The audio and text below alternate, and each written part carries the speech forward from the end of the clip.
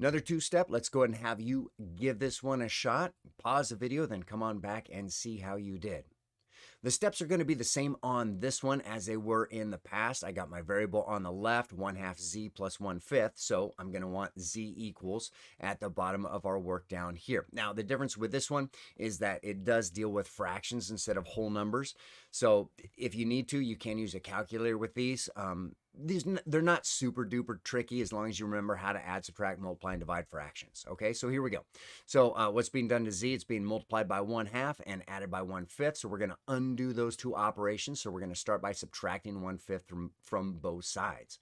So when we subtract 1/5 from this plus 1/5, we end up with no more fifths, just the 1/2 z. And then we have a 4 minus 1/5. Pretend it's a fraction. And then again, from the last video, we do crisscross straight across. Anytime you're adding fractions or subtracting, in this case, fractions with different denominators, crisscross straight across. So here we go. The crisscross, that's going to be a 4 times 5, and that's going to make 20 there. And then we're going to subtract. We got 1 times 1 there. That's going to be a 1. So we got the 20 minus 1. So our numerator will be 19.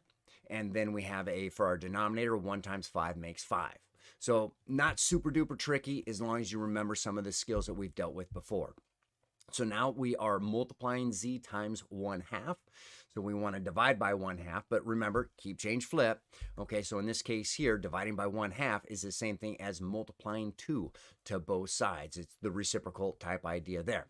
So we got 2 over 2, that makes 1z, which is what we wanted, just z equals. And then 19 fifths times 2 over 1. In this case here, it's numerator times numerator, 19 times 2 over 5 times 1. 19 times 2, that's 38. 5 times 1 is 5, and this one's done. So z equals, it's kind of a nasty fraction there, 38 fifths, but not super duper undoable if you got your scratch paper that you're working with there, or if you got a calculator that can do some of these for you too.